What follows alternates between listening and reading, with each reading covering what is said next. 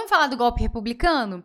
Uma coisa interessante é que o golpe republicano, né, e eu faço questão de chamá-lo assim, muitas das vezes é chamado de proclamação da República. E aqui no Historizando tem vídeo, tá?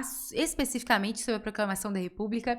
Eu falo muito sobre esse significado da proclamação e por que muitas das vezes é uma construção, né? Porque na verdade não foi uma proclamação. O Dom Pedro II foi tirado do trono através de um golpe. Para quem não sabe, ele não estava nem presente no momento, né? O Dom Pedro II ele estava em Petrópolis, meio doente até. E ele acaba levando um golpe e a família real é banida. A gente vai conversar sobre isso também. Bom, dentro dessa época do golpe republicano, nós temos 3 grupos políticos que vão ser relevantes. E dentro desses 3 grupos políticos vão ter mais destaques e menos destaques. O primeiro deles são os positivistas, desculpa.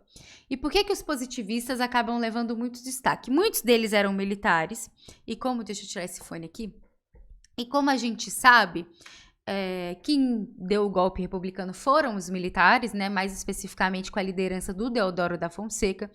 Então, esses militares, eles acabam se unindo num grupo. E aí é complicado até falar se unindo em um grupo, porque existiam divergências entre os próprios militares. A gente vai aprender isso hoje, tá? É muito importante vocês entenderem que não é o fato da pessoa ser militar é que ela vai concordar com tudo que todos os militares concordam, né? Isso até os dias de hoje. Então, dentro do grupo dos militares tem os positivistas. O nome já diz, o positivismo vai ser uma corrente ideológica, sociológica, entre várias outras coisas da época do século XIX. E o positivismo vai fazer um baita sucesso aqui no Brasil. Entre os militares, principalmente, vai ter até a escola militar, que vão ensinar bastante positivismo, estudar bastante positivismo. E para quem não sabe, aqui no Historizando já temos vários vídeos de sociologia, e tem um vídeo só sobre o positivismo do Augusto Comte, que eu aconselho demais a assistir, porque tem influências tanto na nossa história, quanto na lógica da sociologia como um todo, tá?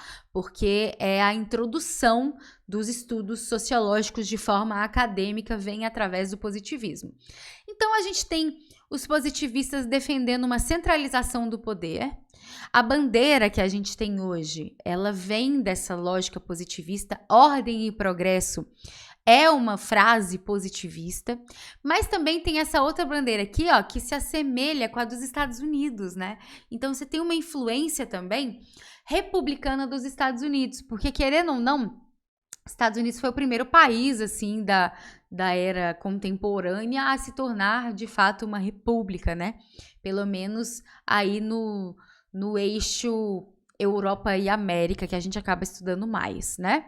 Então, nós temos aí em 1776 a independência dos Estados Unidos, que inclusive foi 4 de julho, essa semana, né? Eles sempre fazem uma festa enorme lá, gigantesca lá. Para quem não me segue, tanto no TikTok quanto no Instagram, eu falei sobre isso no dia 4 de julho, é @historizandotati, já dou aconselho aí, ó, de seguir também. E o que vai acontecer? Nós temos outros grupos, né? Não é uma unanimidade. Dentro desses grupos temos os jacobinos.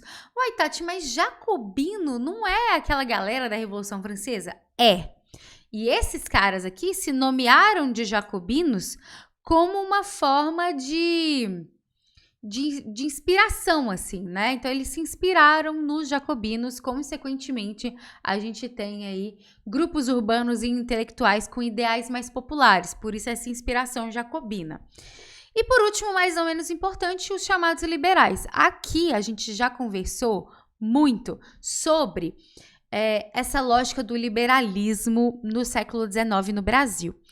E eu reforcei com vocês, e vou reforçar de novo, o seguinte: o fato de existir liberalismo no século XIX no Brasil não quer dizer que seja o mesmo liberalismo que existe hoje. Pelo contrário, tá?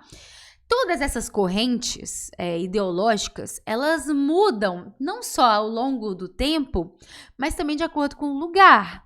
Então, muitas das vezes, por exemplo, vamos falar de hoje, muitas das vezes o liberal aqui do Brasil, atualmente, não é o liberal que tem na França, não é o liberal que tem na Inglaterra, ou fala qualquer outro país aí. Então tem que tomar muito cuidado, porque as pessoas tratam como se fosse um bloco, né? Liberalismo é isso. E não existe de fato essa definição. Existem algumas características que vão se assemelhar em todos, mas não é algo único, tá? É importante pensar nisso, mesmo porque liberal aqui é muito diferente de liberal hoje.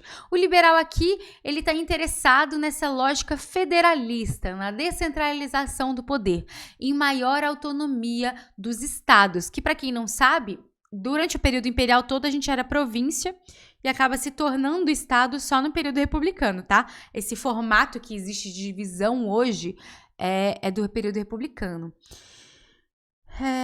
Todos esses 3 grupos são militares? Não, Jay, não. O primeiro é mais centralizado dos militares, não quer dizer que os outros não sejam, mas os jacobinos é mais grupos urbanos e intelectuais, e os liberais são mais lideranças da elite cafeicultora, tá? É como os variados tipos de democracia, né? Exato, não existe uma definição. Até se eu falar democracia na antiguidade é totalmente diferente do que democracia nos dias atuais.